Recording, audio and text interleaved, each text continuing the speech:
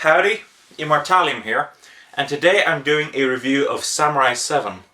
Now, before I start reviewing Samurai 7, I just want to point out this is a remake of the classic film by Akira Kurosawa, Seven Samurai. Now, if you have not seen Seven Samurai, it is well worth checking out. It is a very good film. It is over 3 hours long, so it's a long commitment, but it is well worth checking out, so definitely check it out. Samurai 7. Samurai 7 is a sci-fi remake, meaning that it takes the historical setting of the original film and places it into a kind of a sci-fi environment. So, what does that mean? I'll go into more detail in a little while, but let's start off with the summary. So, what is Samurai 7 about? Basically, it begins at a peasant village, a farmer village to be more specific, which is being harassed by bandits. Now, these bandits are actually veterans of a war that's been fought in the past. Basically, in order to survive the war, they increased their killing efficiency by grafting metal parts onto themselves, basically replacing body parts until they've just become cyborg. They don't even resemble humans anymore. Anyway, so they've been harassing the village, and one day the village is like, we can't take this anymore. So they send off 3 people to the city. Kirara, who is the water priestess of the village, Komachi, who is the younger sister of the water priestess, and Rikichi, who is a farmer. And they head to the city, and they need to hire several samurai to help them defend the village. But all they have to offer is rice. And even at this age where there's many starving samurai, many of them aren't willing to risk their lives for rice. Now, however, they come across a man called Kanbei. And Kanbei is a veteran of this previous war that's been fought, but he fought on the losing side. He comes across Kirara and the rest, and he decides, that he will help defend the village against the bandits, and that's how the story begins. So, story-wise, what did I think of it? Okay, there is a crucial flaw in the story that I found, and that is, I don't like the pacing. That's the best way to put it. The original film is 3 hours long. This TV series, it approximately is around 650 minutes, which is about 11 hours long.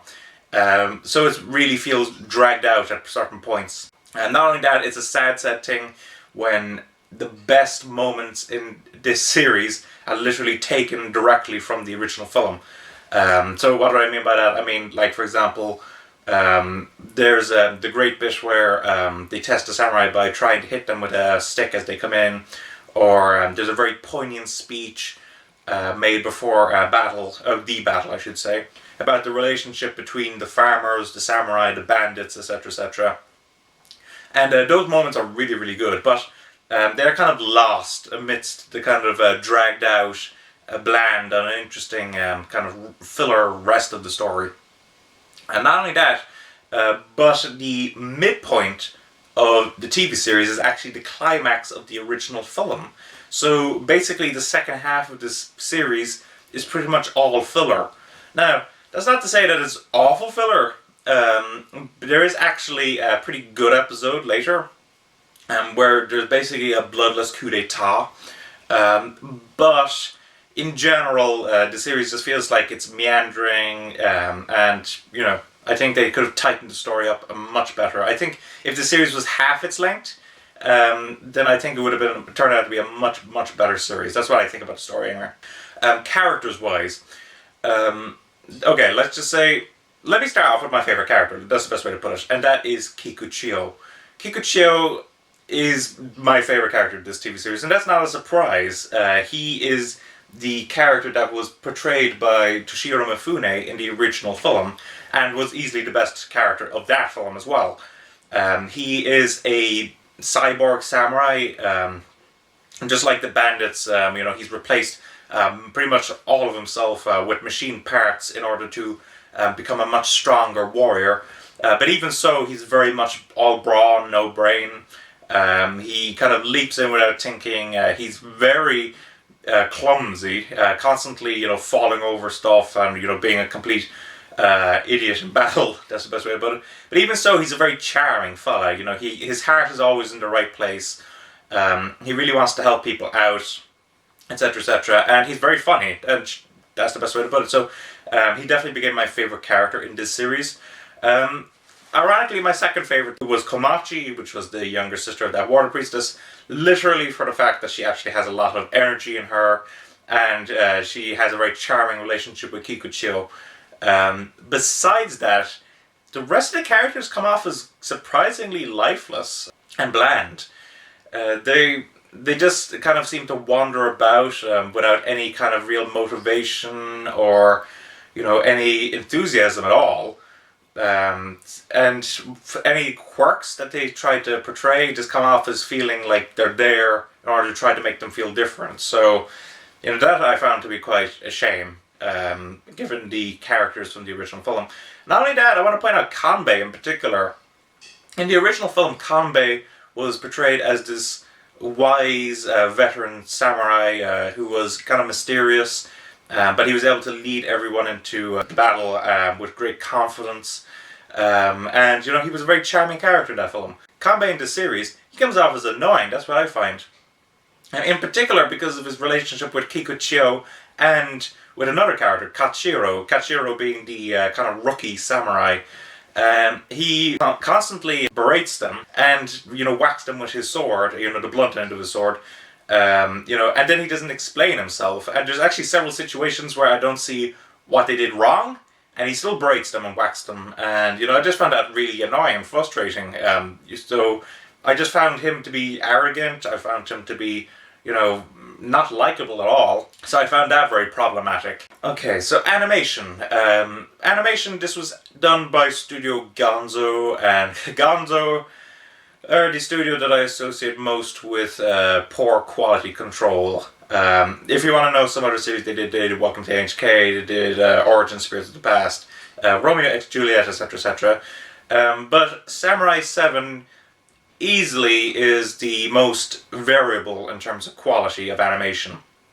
Let's just say, first of all, let me just take the best moments of its animation and just say that they're pretty good, but they're not exceptional.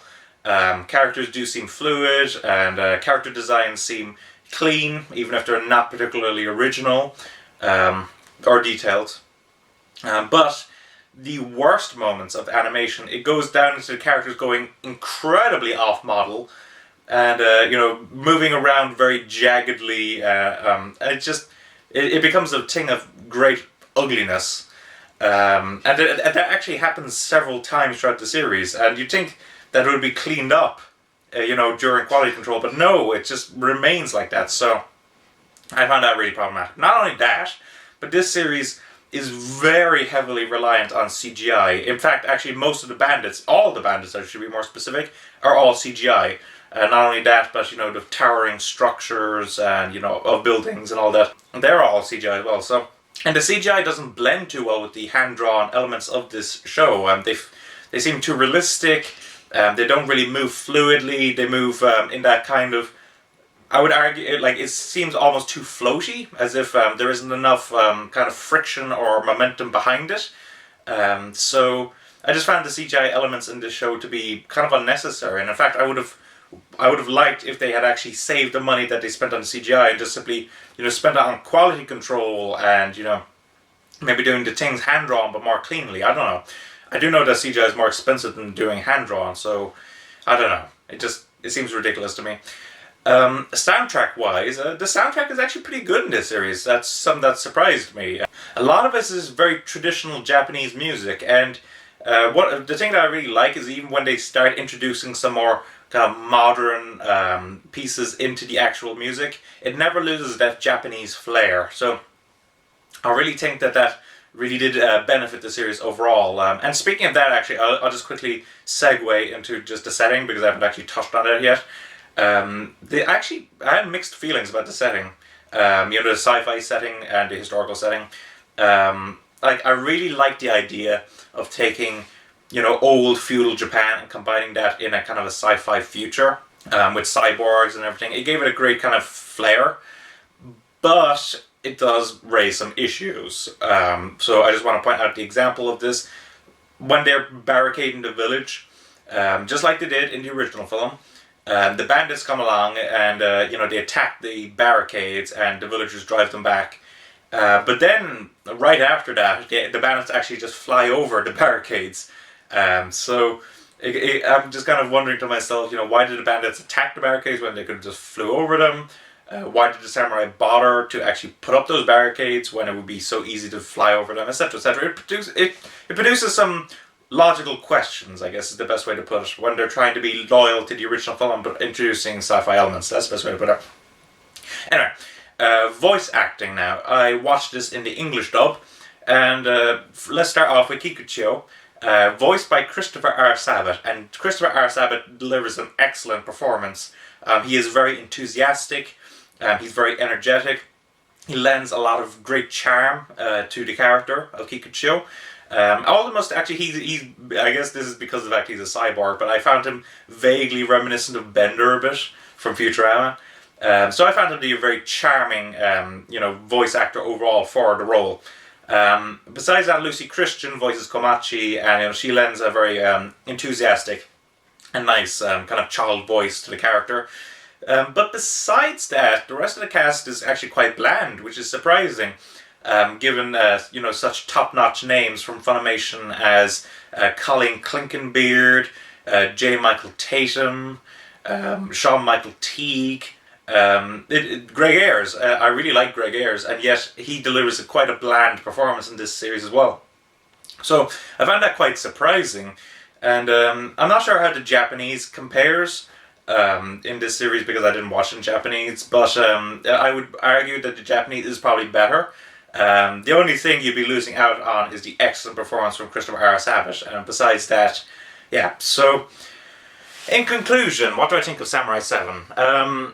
It's an okay series. It has its moments. I really like the character of Kikuchio and Komachi, and I like certain elements of the sci-fi setting, and I like the soundtrack. But I think the animation could have been done better. I think the series could have been half its length. That would have solved the pacing issue, and I just overall the series it is just mediocre. That's the best way to put it. And I don't really see any reason why you should watch this series instead of the original film by Akira Kurosawa. Just check out the original film by Akira Kurosawa and, give this series a pass. Unless you happen to find it cheap, in which case you can watch it, try it for yourself and see what you think. Anyway, that's my review. Thanks for watching. Don't forget to comment, rate, subscribe, and bye-bye.